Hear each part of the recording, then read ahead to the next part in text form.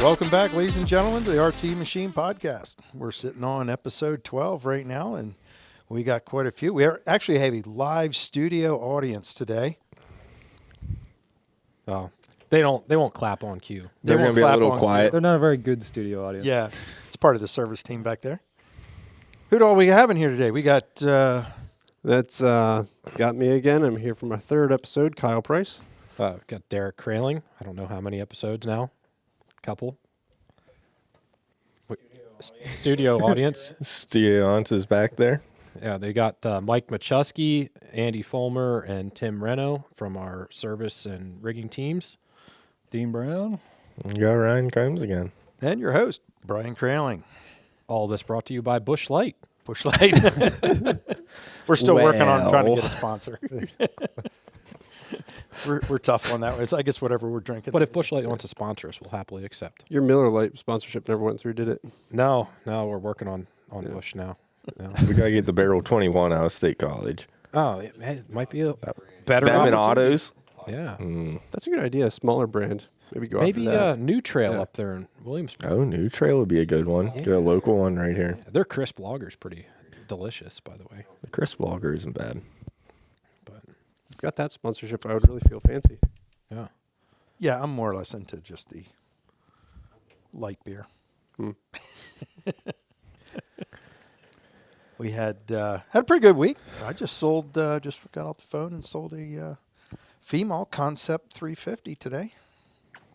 That was a nice sale. That's the hybrid panel saw.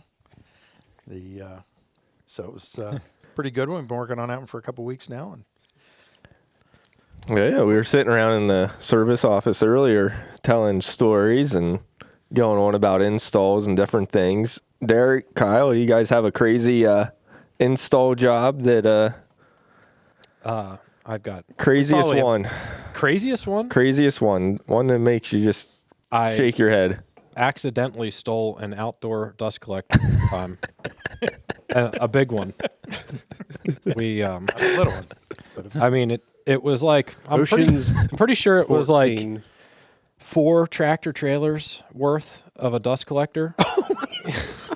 So How do you steal 4 tractor trailers worth? they let me, actually. And I didn't know I was stealing it at the time. So we got hired by a customer who purchased this dust collector. And we always do our due diligence. He sent me basically wire transfer confirmations and his paid invoice and all that and stuff. And it was at a plant that was formerly a woodworking plant, and the landlord was selling this dust collector, and there was a new tenant in it. And the tenant let us go through for a walkthrough, and we looked at it all and everything, and they showed us, they let us in the front door. And a couple weeks later, he's like, yep, here you go. We're going to go remove this dust collector. And so we go, and we spent like 3 days there between unhooking the controls. We unhooked the fire system. We had a crane on site taking this thing apart. oh, jeez. And so we got it down. It was only getting moved like 30 minutes away. So we took it all down, and then we hauled it to the new site. They had already had a pad prep for us, and they had a riser built because it was going higher in the air than what it was at the original site. So they already had that all prepped. So we basically took the crane that we loaded it with, drove that straight over, loaded it up with that crane on the riser they built. Everything was installed, and they were working on installing pipe work. And I got a call, panic from the crane service that we used. So they're calling me panic. Like, hey, who's this customer you bought this from? They're claiming that this dust collector is stolen, and they're calling the cops. I'm like, what are you talking about? Like, I have like copies of the paid invoice and wire transfer and everything. Like, and he's like, no, this owner is pissed. Apparently somebody else bought this, and they went to come get it, and it's not there. So when this guy bought it, he bought it from a dealer, and so my customer paid the dealer, and it turns out that dealer never paid the seller for the machine. So you never actually stole it. Well, I mean, it wasn't. I didn't I wouldn't say that I stole it, but it was stolen at one point, and I was in the middle of the deal. So this Makes what a happened, great headline for our episode. Stolen dust collector. Yeah. So this dealer that he bought the dust collector from never paid the seller for it, and another dealer that it was listed with. Yeah, you might be able to deduce who that dealer was. We aren't going to run down that too far. No, but he's been notorious for that activity. It's not us, obviously. So another dealer, they sold the machine to somebody else, and that dealer actually paid the seller for it. And they went, Oh, yeah. so they went, It was sold 3 times. Us, another one, and another one. yeah, and so we sold it, but our deal fell through. And then we were in the middle. It was our customer for the rigging operation actually had bought it through another dealer, not realizing that he could have bought it through us. So there was basically the seller had it with multiple brokers trying to sell it. Yeah, it makes a mess. So the guy that actually paid for it went 2 days later to pick it up, and it was gone. And so they're calling, and the only contact they had was the crane service that we had used to move it. You hear that bush light? We're ready for the sponsorship. So they called, and and we're like, well, the thing's already moved. It's installed, like the whole 9 yards, and he's already paid for it. And it ended up coming down to it that the broker who didn't pay for it, he paid for it, and the other guy got his money back. And then I think that they made the broker who didn't pay for it originally pay the salesman a commission from the other dealer who did pay for it because he got shafted on it. So, yeah, that was probably the worst one that I've ever had to deal with. The job went great, actually. The job was fantastic. It was about as smooth as it could go until it wasn't. Until it wasn't. A small panic mode. Just a little panic. Yeah. How about you, Kyle? What do you got? You have to have a few good ones. How long have you been doing this? Oh, I don't know, around 10 years. But I don't know. Everything's always going smooth for me. I don't know. Hey, you're full. Oh, man. How about you, Ryan? You've been out in the field. You got to have Yeah. a story. I'm just trying to figure out which one I can tell. How about you? You've got some war stories. Oh, my God. You're telling us one about your some employees with Oh, a side yeah. business. We had. So we were just talking earlier about eventful employees over the years, and I actually had 2 truck drivers that they had a little side business going, and we went through a lot of acetone. So we had a outdoor facility where the acetone was stored, and there was like 2 55-gallon drums there, and it was covered and everything. And one day, the guys came in and said, "We just got the delivery yesterday, and there's like over 100 gallons gone." I'm like, "What?" I'm thinking, "Oh, the drums leaked or something like that." We're checking out the drums. There's no leaks on it. So then we were like, "Well, let's check the security camera, see what's going on." Here, 2 of the truck drivers after work, they're filling up 55-gallon cans or 5-gallon cans and taking the stuff away. And we busted them. We showed them the video. I'm like, what are you guys doing? Well, we have this little side business that we do. I'm like, what side business that you're using 100-gallon of acetone? Well, we make crystal meth. And I was like, what? You make crystal meth? Yeah, surprisingly, we make a lot of money at it. Surprising. And imagine that they were doing it out of the trailer park too. So that was definitely one of the craziest ones. Yeah. We had. Jeez. Yeah. Speaking of trailer parks, there's a trailer park across the street from our shop here, and we used to have a lean-to. And I was on the road a lot at this time, and I came back, and I'm like, "What, guys? What happened to the lean-to here? Like, what? Nobody told you? 2 months ago, it burned down. The fire department thinks that the kids in the trailer park had a mobile meth lab going on." We pulled out of the shop the one day, and we had the one guy who was working for us always had something to say, would never shut up. There was a car sitting out of their driveway, is going out, kind of looking over at the trailer park. We pulls up behind him. We have like 30 feet to pull out. Pulls up behind him, lays on the horn the entire time. Finally, Who's the guy, who's laying on the horn? this little guy that worked for us, and just lays on the horn. Guy finally gets out of the car, comes back, leans over the car, and a little bit later, the guy pulls out around him and goes away. Here it was an undercover cop, and Andy was trying to blow him out of our driveway.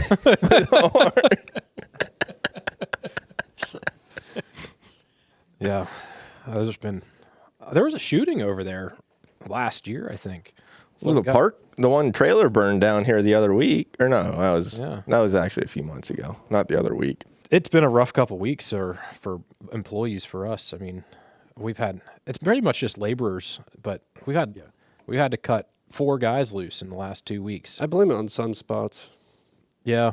Full moon, maybe. I don't know. Yeah, None of our we're in the middle of technicians, a obviously. large solar. No, none activity. of our techs, but the guys cleaning machines, and we got a couple helpers that go and do different things, and some of it's tardiness. We had 2 different guys we gave final warnings to. You cannot be late anymore. Literally late the next day. Like, I didn't know I couldn't be late again.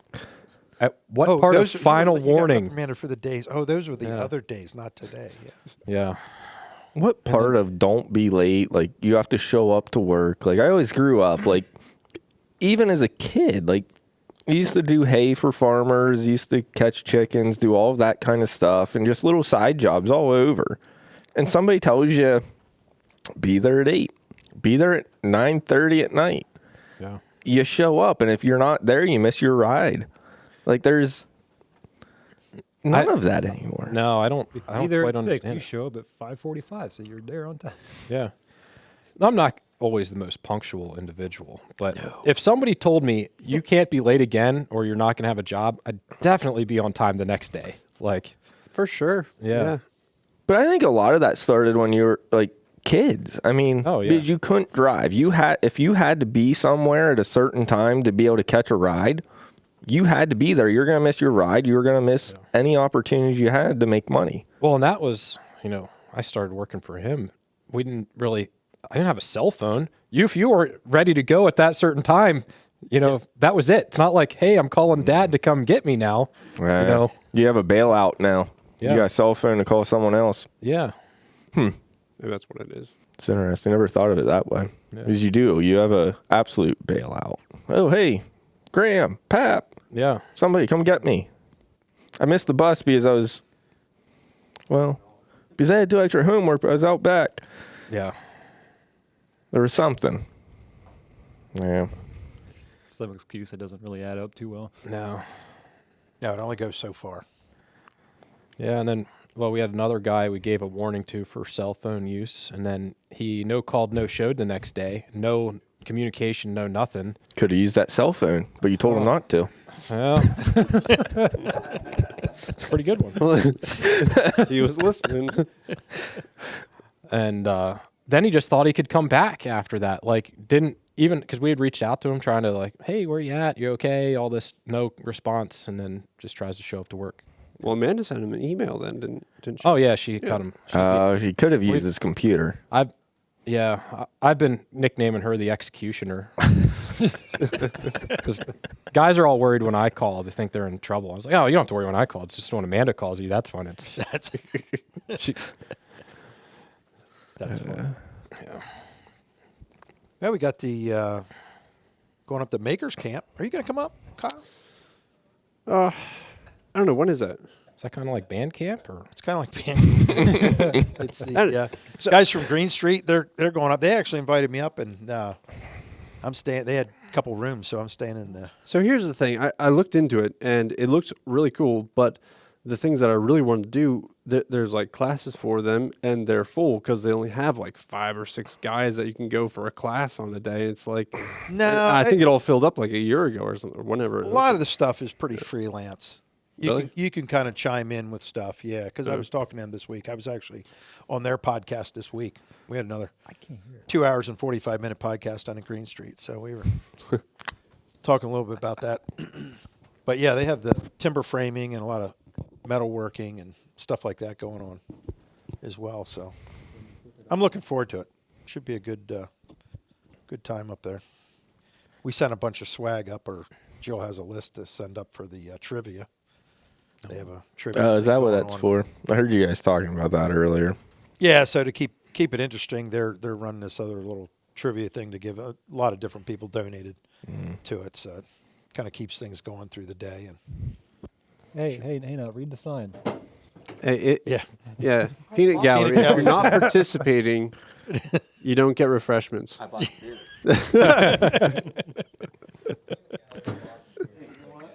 so yeah, we got a couple busy weeks with that coming up. We're getting ready for Wood Expo. I think we got Dean. What all are we taking to Wood Expo? Oh, we got a Circle T dovetailer. No, it's a Circle T lock miter. All right. We have a Stanza Ryan knows SB. the machines better than I do. We have a Stanza SB 600, which is a brush sander. That's the saw stop. That should be the industrial series 52 inch. The Antico dust collector, female sliding table saw go up.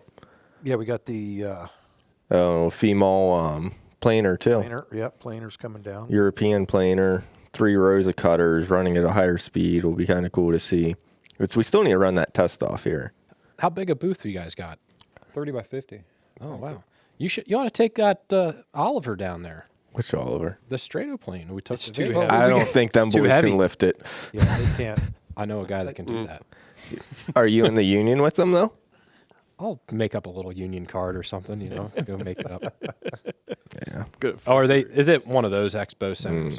Yeah. Well, it's Spooky Nook, but I think WoodPro's in through the union. Gotcha. The guys that are hired, I mean, you can't touch their forklifts. Gotcha.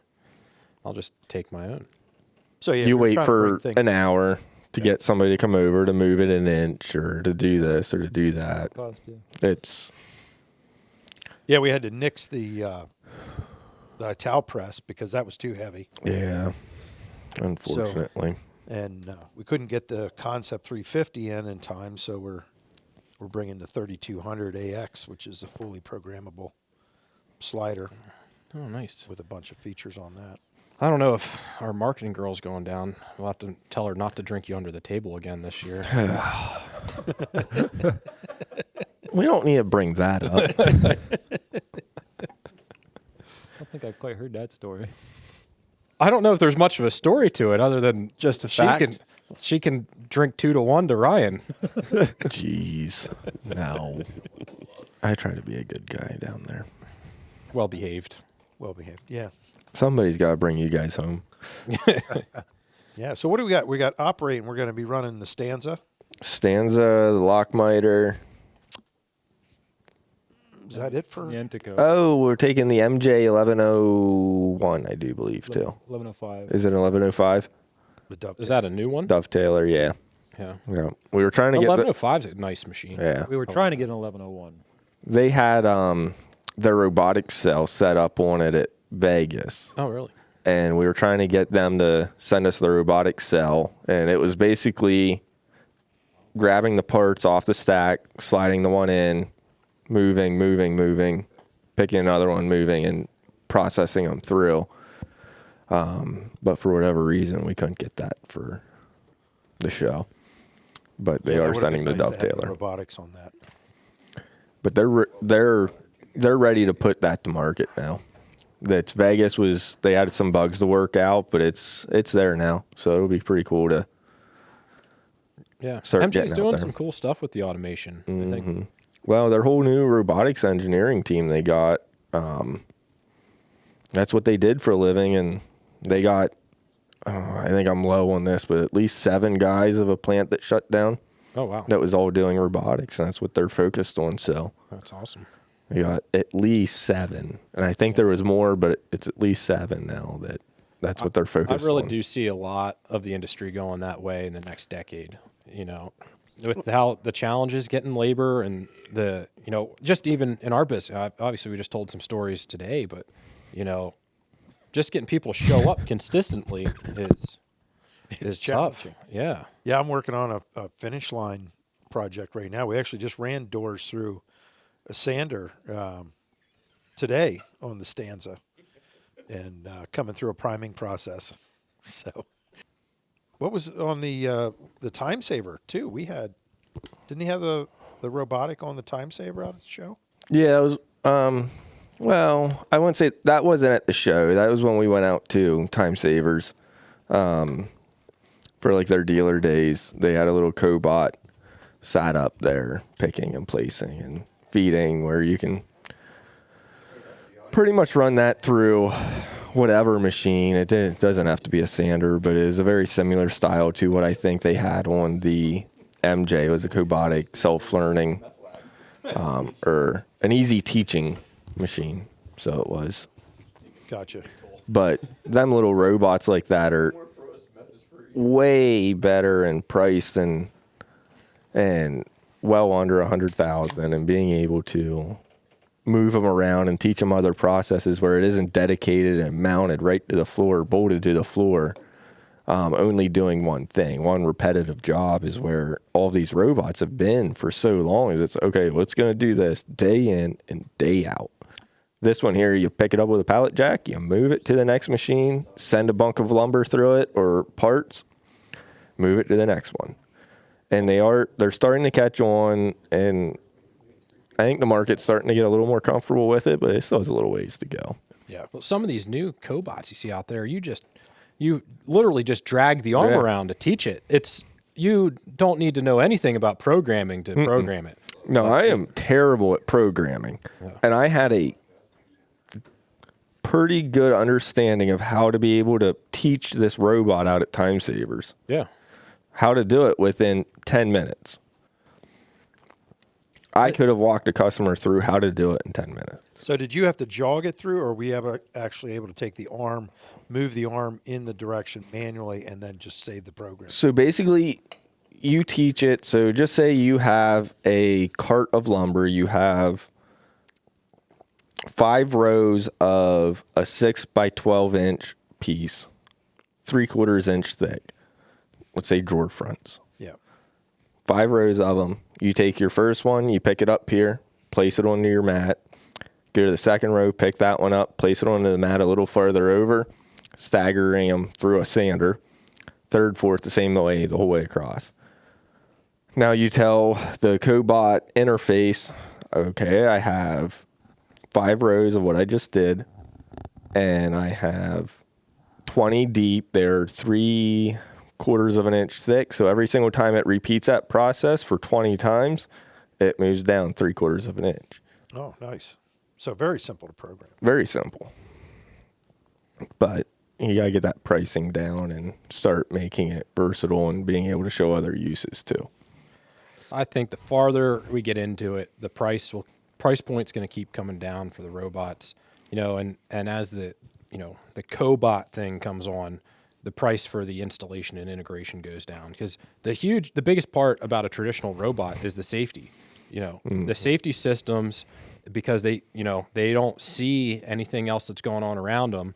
That's the biggest cost. Yep. So as you get to a point where you have more of these cobots going, where they either have a vision system that they can see people coming in, and as AI comes on, they're using AI in these videos to be able to identify what's a person or what's not. And, then they have these slow down systems and stuff. I'd say in the next 10 years, it's going to come to the point where it's easy to justify to put a robot. I think it's going to be very common to see it in a plant. I kind of think in the next 10 years, just me, but I think there's going to be more like, I really think there's going to be more humanoid robots in the plants. Yeah. Probably not in the woodworking industry. No, I think in the woodworking industry. You think so? I really What kind of robots? A humanoid style robot. Have you seen the Particularly videos? the ones- They look like a person. Oh, the that's ones what. that Yeah. are Tesla, but if you use something along the line of like ChatGPT, you can start doing a lot of speech comprehension. So you can tell them with your language that, hey, I need this pack of lumber fed into the machine one board at a time, and it can understand that. This isn't like, I'm not creating this. It is created. It's just how long is it going to take to move into the industry, and it seems to be coming very fast. I don't know how fast it is, but I think within 10 years we're going to see this. I don't see. So then with practical jokes in itself with one of these, you can tell it to go over and give a wedgie to them.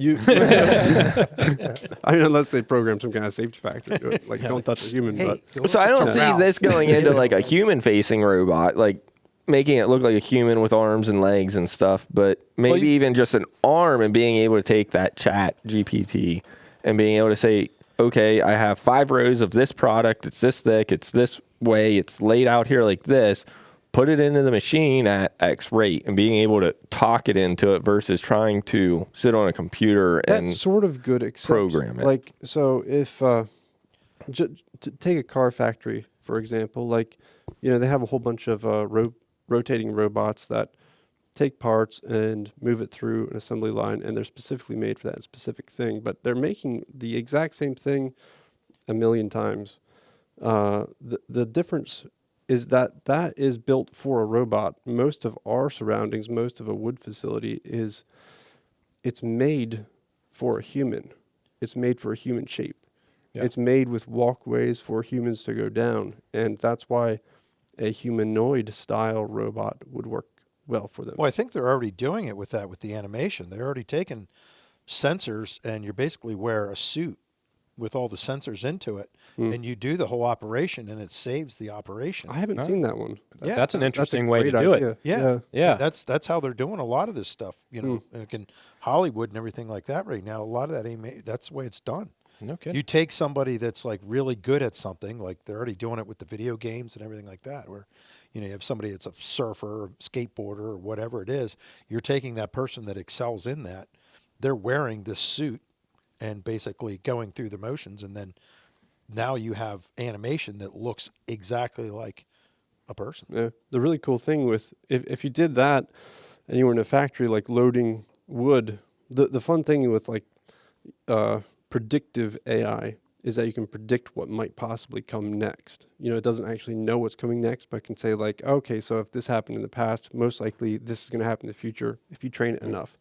So if you did where you're using highly skilled people to like load machinery and unload machinery, and then a circumstance comes up that isn't usual, it should still be able to figure that out with some predictive thrown into it. Yeah. It'd be pretty cool.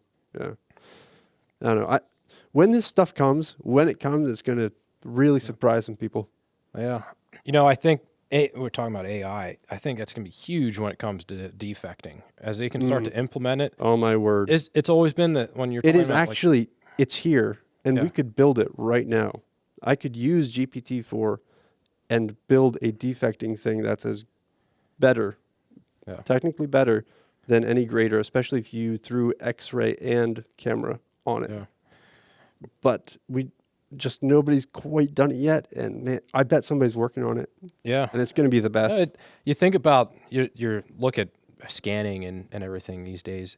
They can do really well at certain things, but they can never quite do what a human eye can do. But I think that AI is really just going to take over soon, and you're going to be able to automate a ton of that process. Yeah. So Yeah, the technology is definitely here now. It's just bringing it into the masses and economies that make sense for operations. the woodworking industry traditionally is always like 10 years behind everybody else, like medical or metalworking or anything like that. So Yeah, but part of that's because of the margins. I think the woodworking industry has it's much more cost sensitive industry. Yes. You know, we're working with things, you know, we're not working with life or death type of things where somebody's going to pay any amount of money for it. you Yeah. know.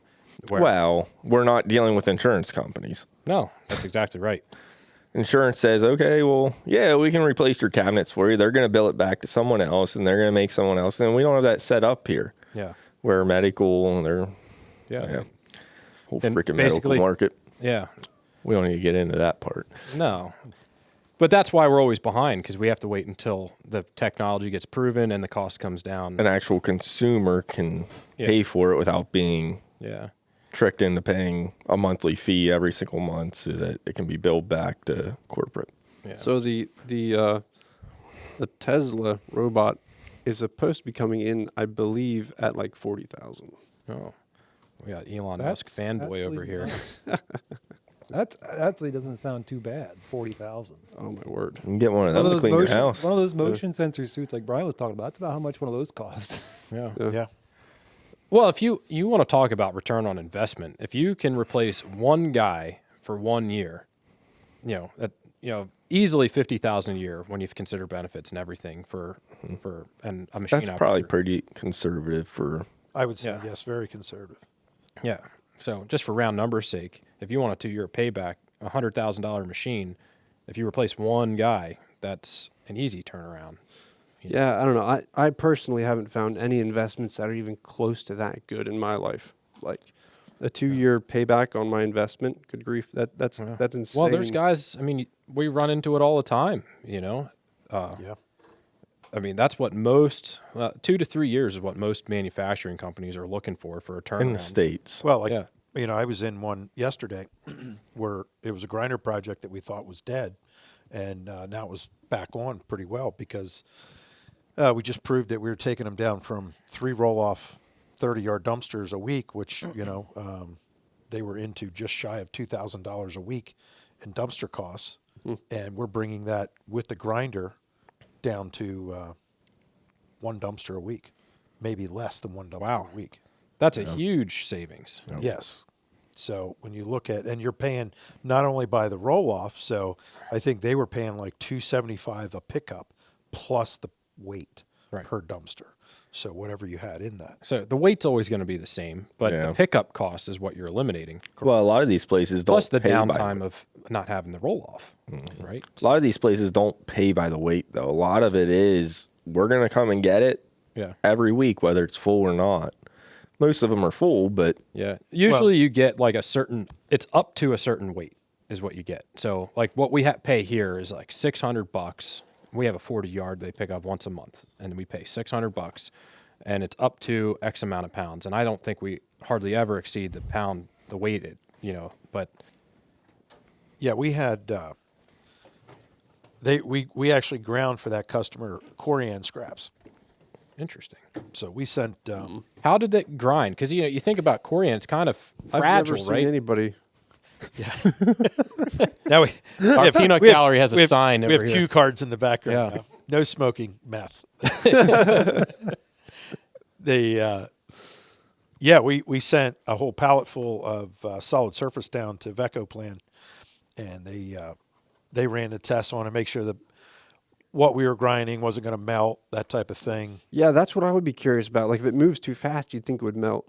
Yeah. Yeah, it actually did it very well. It chopped Yeah. it up. How big were the chunks that came out of it? They look like the little decorative stone that you buy like in bags. That seems like it'd actually be a really useful product. oh, Like, it looked good. Like Yeah. if like throw on driveways or some kind, like something. for driveways, it would be perfect. Yeah. Even for Like decorative planting. yeah. Just like Oh, pots and mulch things. actually would Yeah. be really good. yeah.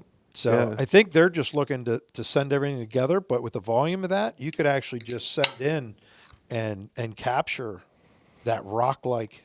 It was really nice, and they were impressed with it. So So they're still going to be like getting rid of it, sending it to the dump, or they're going I to try believe to so, sell it. Like they but- should try to sell it. I think that would sell. I mean, definitely no, it somebody looked was good. doing a lot of volume with that. So Derek's out. Derek had to go to a concert. It's date night. So it's good. Okay, Derek, thank you for coming in with us. Yeah. So yeah, it turned into a very good project. So we're back on, and we're actually going to go run one at another customer for him, and looks like a pretty good thing. But that's a perfect example of Waste return on- product being turned into something else. I always want to get one of these. We do the wee little pellet plants with Veco Plan, and I'm still waiting to find that guy who has an enjoyment for barbecue and does all hardwoods and can keep their dust separated perfectly and be able to sell a pellet mill and be able to just a small one to be able to do these custom hardwood pellets for smoking. I mean, they're charging way more. You can't compete hardly in these markets for fuel heat, but in the smoking industry for like barbecue and different things, if you can keep a solid oak blend of pellets together and say, this is the only thing that's going into this pellet is oak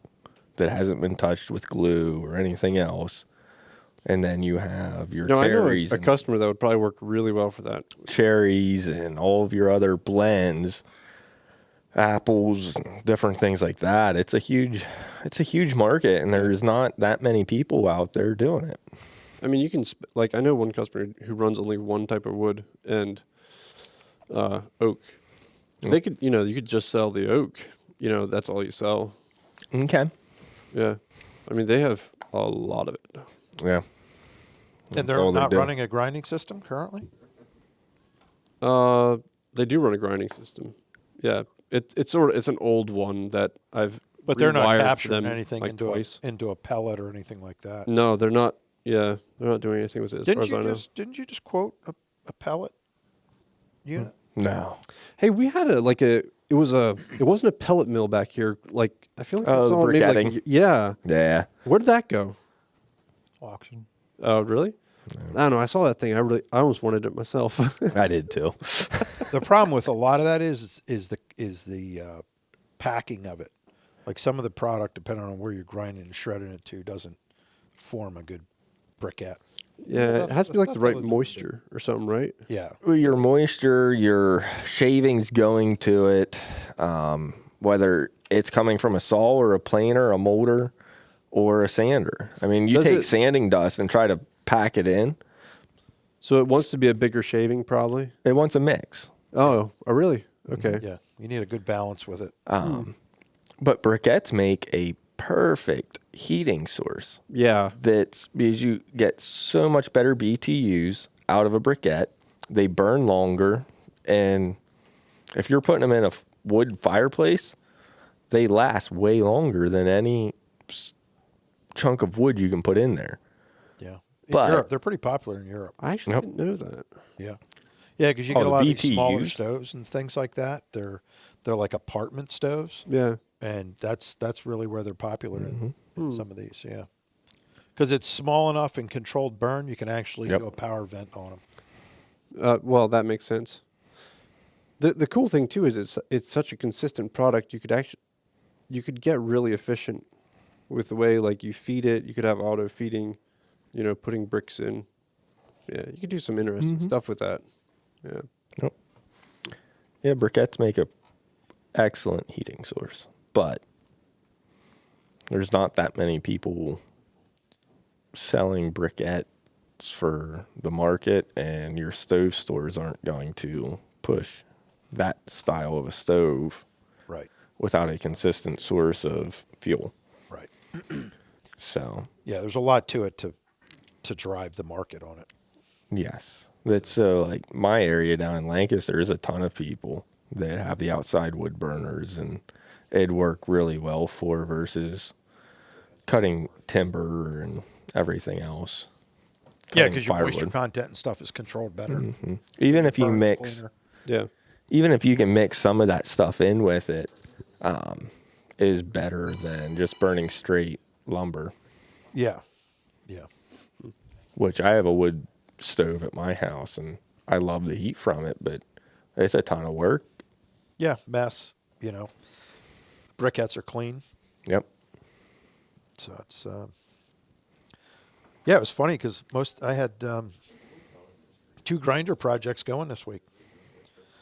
So It's funny how some of that stuff comes in phases. yeah, Everything goes in phases. The universe is very strange. well, everybody's trying to control their cost. Their waste cost is one of the biggest things. That drives it.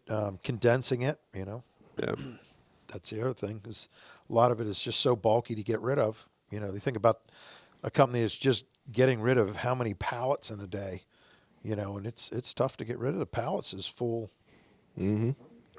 units, so that's where we come into like using a pallet smasher, and then it drops it into the grinder from there. So it puts it into more of a manageable state for the grinder to be more efficient. Yep. So that's, but now if you're running a mix of product, you don't usually have that problem. If you're trying to throw, a couple pallets in here and there with particle boards or plywood or whatever, stuff you have, it makes it a little bit better for efficiency of the grinder running. Yep. We have a company right now trying to figure out a boiler grinder system for, and a lot of their stuff they want to send to their boiler is actually cardboard. and we can grind cardboard fairly easy mixed with solid wood. Yeah. Like if you throw a bunch of cardboard in with a bunch of solid wood, like 60-40 solid wood to cardboard, we don't have an issue with it. Once we kind of get past that 50-50 mark, it becomes a little more tougher because that cardboard wants to stick to the grates because there's a little bit of airflow, there's an auger system, and it just wants to get jammed up more than what wood does. And the wood actually pushes it through Yes. the grates. Yep. I wouldn't have thought that. I would have just thought that cardboard just flow through.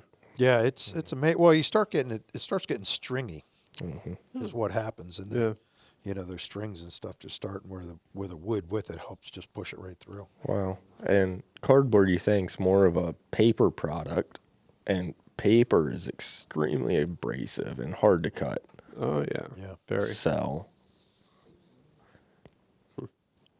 Yeah, actually, I think you're working on one with they're looking to run a boiler with the generator system. yeah, I don't know that we have enough volume there, though. Yeah. Wait, how does that work?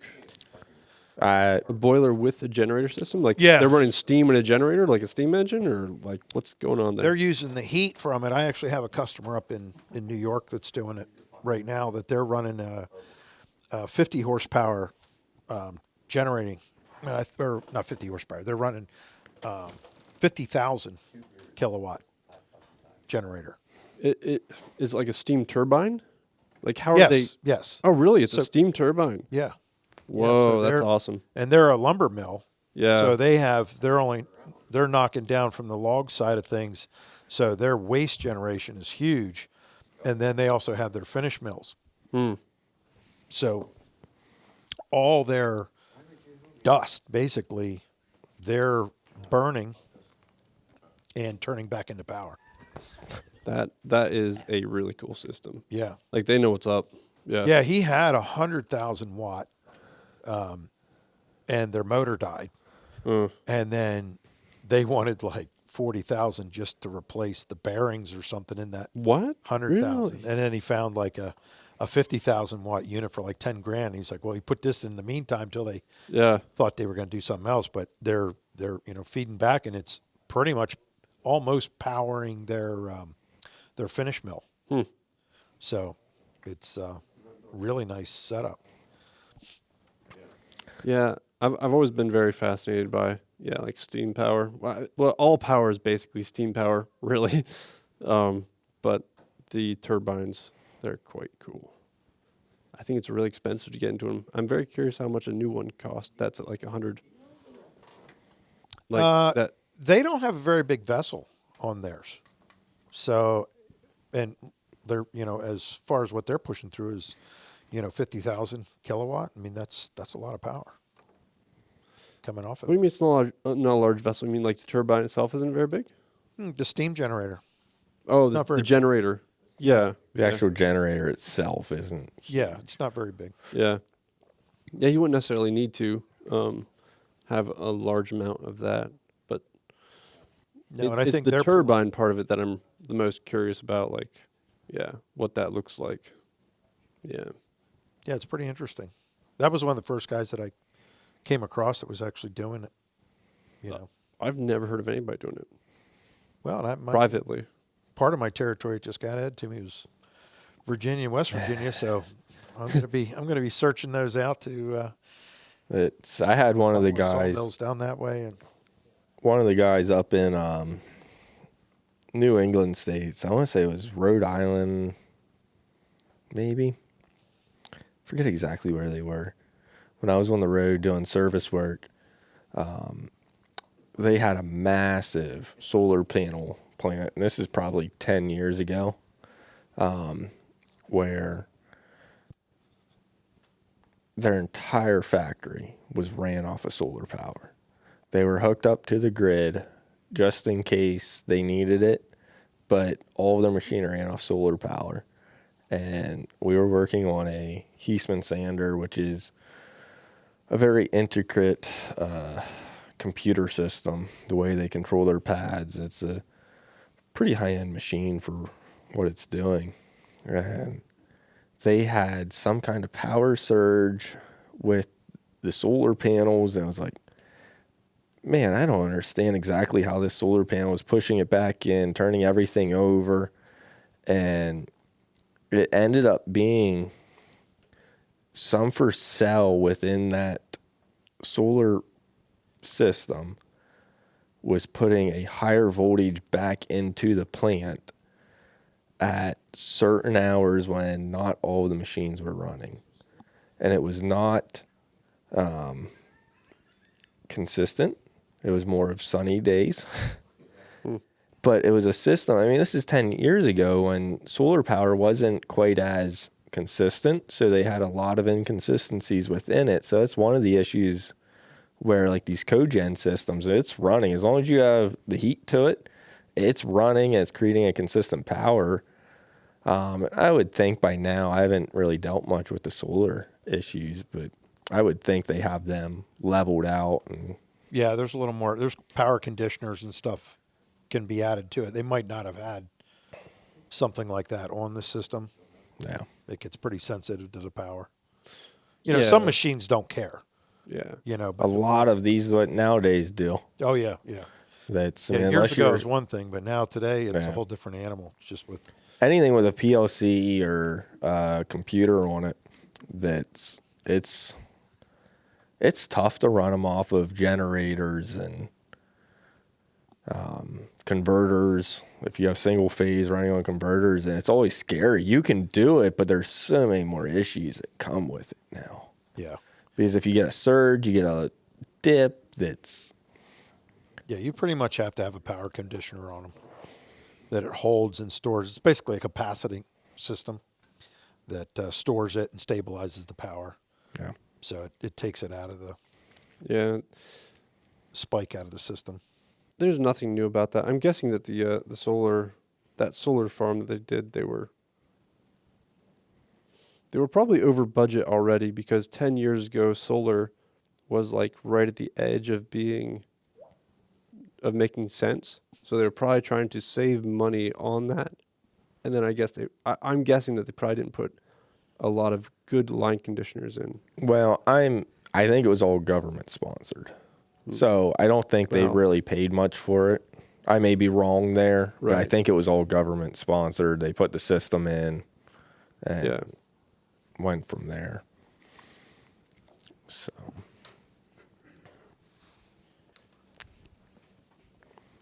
but These guys, I'm getting messages from the peanut gallery back here. jeez. They're funny. They refuse to get on a microphone, though. Right. We tried to get them all on, too. Yeah. You can hear little giggles in the background. We can edit if need be. Yeah. So, yeah, it was a pretty good week overall then, I guess, right? I think you had a quote out for the concept as well this week. Yeah, I had one guy's running a big old panel saw, and they used to do a bunch of panel work, and it kind of market changed, and they put in 2 CNCs, and they still run their panel saw here and there. And when that job comes in where they need it, it's really nice, but they don't really need it that much anymore. So this concept, the female concept, really fills the place of a panel saw that's not needed all the time. Yeah, because they were still doing a lot of custom work with the slider. All of their custom stuff was being done on the CNCs. Or is that what they were doing? Yep. So cool. Yeah, so we had grinder projects going on. Yeah, we can panel run saws through going a service story here. I guess there is one I can tell. on. Oh, yeah. I think. So we had a customer. We went down, sold a sander to, and they were so it went in a line. It was a panel processing line, and we get down there. It's supposed to be sat in the place, and power ran to it, air ran to it, and basically what we would do when we came in to install was calibrate level the machine, calibrate it, and go through training. We get in there. You gotta tell them how big the sander is. It was a 4-head Eastman, all segmented pads. So it's probably 12 foot long, 52 inches wide was the feed mat. It's a beast of a machine. And we get in there, and the machine's sitting on 4 6-inch long by 6-inch high I-beams, about, let's just say 3 inches wide. So it was 6 inches high. The I-beams themselves, the coming out, were probably 3 inches. And when you touch the machine, it would wobble like it was going to fall over. I got down to start adjusting them. And first turn I took on the wrench, it just felt like the machine was going to fall on top of me. And I'm like, there's no way we're going to do this. Why did they have it on the beams? Well, their maintenance man, when we first met him, there was a little bit of booze on the smell of his breath. Oh, jeez. This was at 8:30 in the morning. Oh, yeah, not good. And we get in, and I'm like, you need to put a frame under this. Like, I cannot level this because these I-beams are about ready to kick out from underneath it. And I said, start running the belt cleaners and the sanding heads start going. There's vibration. Like, there's no way this thing's going to stay on these wee little cutoffs. And I was like, no, that's what they need to be on. That's how high we have to have it. I'm like, that's fine. The height's fine. I can work with that. But this isn't safe for anyone. And Oh, Andy actually has a picture of it. Yeah, this is pretty scary. this is what? How much are them Eastmans? They're almost probably 8,000 pounds or more and up. Oh, yeah, it's got to be. Yeah, oh yeah. They're A 4-head. I wanted to say 12, but I thought I was They're- probably overshooting that. no, you're not at all. When we moved them around our warehouse in here, you were using a 20,000 pound lift to pick it safely. We have a 12,000 pound electric, and it wouldn't budge it. Yeah, yeah. that is right. So about a day and a half later, the sander was still sitting on the I-beams, on the cutoff of an I-beam. And I'm like, I don't have the steel here. I don't have the equipment here to move this machine.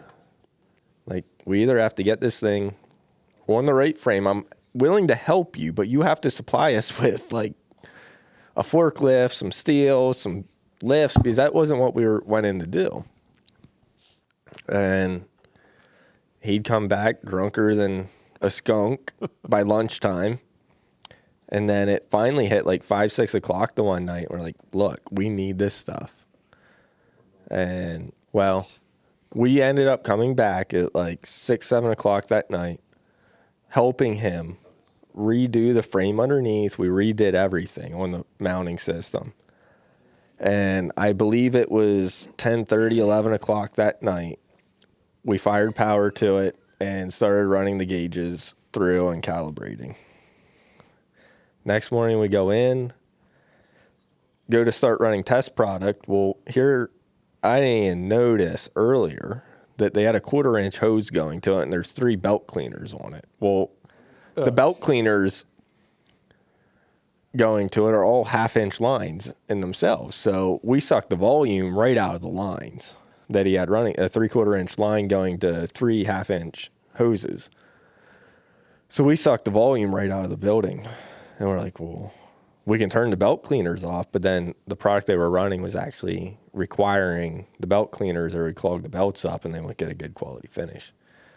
So we replaced all the lines going to the sander, added Like a reservoir tank. a reservoir tank down underneath the feed mat. And they could run probably for 5 minutes and it would still shut off. Their air compressor was too small, undersized for the machine. So we ran in batches, test ran, went through everything, and it was a rough install. Hi everyone, welcome to this week's Machine of the Week. This week we have stock number 201554.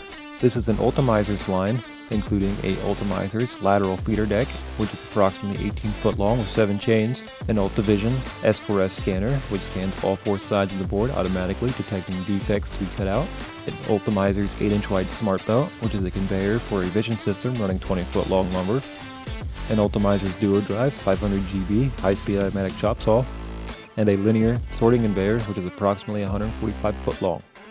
If you are interested in this line, you can contact us at 570-584-2002 or email us at sales@rtmachine.com. Now, let's get back to the show. All right, so we started talking with some different airflow issues and different things that way. We had this one customer, we installed a big Heisman sander in, and they thought fully they had enough volume and different things in their plants. Well, when it came down to it, we turned all 3 air blowers to clean the belts on, and there was nowhere near enough volume. So our install crew went in and they put a bigger air line going to the machine and then put a reservoir tank at the machine to be able to help kind of compensate for some of this. And we started running more product through the machine and then turned the rest of the plan on, and there still wasn't enough volume. The issue was the compressor, the horsepower size and the amount of CFMs that compressor could take just was nowhere near enough. And they had replaced this sander with the previous machine that was in there was actually a 2-head with no belt cleaners on. So the one thing with these sanders is the belt cleaners require a ton of air, but they also keep their machines much cleaner. Yeah. Well, and this is a scenario where the customer needs aware of the machinery in the existing building plus what we're adding into a building. Which and we don't always know, the draw of an air. And what we did years ago with our air compressor company, we did an air audit. Mm-hmm. And this is what we recommend. Anybody that's getting questionable on a big project is have whatever air compressor company they're working with come in, do an air audit. And what they do in the air audit is they put monitoring equipment on, and then it gauges what's going on in that plant and what volumes and CFM are hitting at any given time when the plant is 100% up the power in different times of the day. So like we did ours for, I think, like 2-week periods. And it's about the only way to really know you're getting. What you're doing, because a lot of those things are so hard to pinpoint, and like you were saying with volume, we ran in my old company, we ran a lot of volume reservoirs at the machines. Like years ago, we used to do them at the edge banders and things like that, where you have a lot of triggers going off and sucking a lot of air all at once. And that's where you really need like just amount of volume. A lot of times we used to call but them pipe your bubbles. Compressor also has to be able to catch up with it and refill it. Yeah. Which this is where they had enough volume, but their compressor literally ran nonstop day in and day out. Yeah. And they just going down there for the install, we had no idea they were maxed on volume. No. But once we started hitting more and more issues, our techs walked over and like, dude, your compressor hasn't shut off since we got here. Yeah. And they're like, we're not even running at full production yet. And it was just a matter of working with the customer and being able to transition to like, this is an issue we have to get taken care of. There's a temporary fix, but if you run your compressor nonstop day in and day out, you're going to burn it up real quick. Yeah. So. Yeah, we ran backups. So we always had enough, more or less double the volumes that we needed. We ran variable speed units with then backup units that we would run in what we call lead lag. So we had like twin 20 horsepower units that could talk to one another in a lead lag scenario and boost up to whatever was needed. So if the 50 horsepower units in the variable speed, if you start hitting a spike, it would actually kick on the other lead lag units to carry a volume. Well, these reservoir systems, the reservoir systems also help take care of another issue, and that's moisture. Yes. Yeah. So you can bleed the bottom of the reservoir and take a ton of moisture out of your air if it can just sit there and drop the moisture Yep. as well. But did you ever run the screw compressors, or were you mainly piston? No, we were all screw compressors. Yeah. Yeah. That's the only. Yeah, you had some nice compressors. Yeah. Yeah. They were nice. Yeah, you definitely need to have, in any of this type of business, you definitely have to have good clean air. Yeah. And we had 105 Nice. horsepower on tap, so I was. Yeah. Now, what's the real benefit over a screw compressor versus a piston? Well, a piston compressor is fine for when you're running, smaller and their demand and stuff is lower. But as soon as you start climbing into a scenario where you're running multiple machines through the day and the piston compressors run, they have trouble keeping up and they build a lot of heat. Yeah, they definitely get hotter, and they just can't push the volume like the screws. No. The screws can build volume so fast. Yeah. It's A incredible. screw is really designed as a constant run style unit. Oh, yeah. They're designed to run wide open, and you're not generating the moisture content. Yeah, I mean, like a screw was designed specifically for generating air. A piston was like an afterthought. I kind of feel like they kind of like made an engine, and they were like, "Oh, hey, we could probably pump air with this." Yeah. That I mean, they makes have their sense. place. Yeah. There's no doubt about it. It's just when you start to get to a whole different level of machines running at a constant rate all day long. Yeah, I mean, the real downfall of a screw is the expense. Yeah. Yeah. Yeah. They are quite a bit more. Yeah, that's why you wouldn't have one. That's the only reason, in my opinion, that you wouldn't use a screw. Okay. Yeah. Well, So and like, you're drawing less moisture with a screw because you're creating less heat. right. I would say that's probably true. Well, and a lot of times a screw compressor, the refrigerant dryer systems are geared much closer to Yeah, the output. A piston unit is very tough to do the refrigerant on, only because of the heat temperature is inconsistent, and then a lot of times it's in a room that's very hot to begin with, and then it's generating that heat. So now, Well, they're so freaking loud. You have to put them in a separate room, or you're not going to be able to talk. yeah, I The mean, screws are quiet.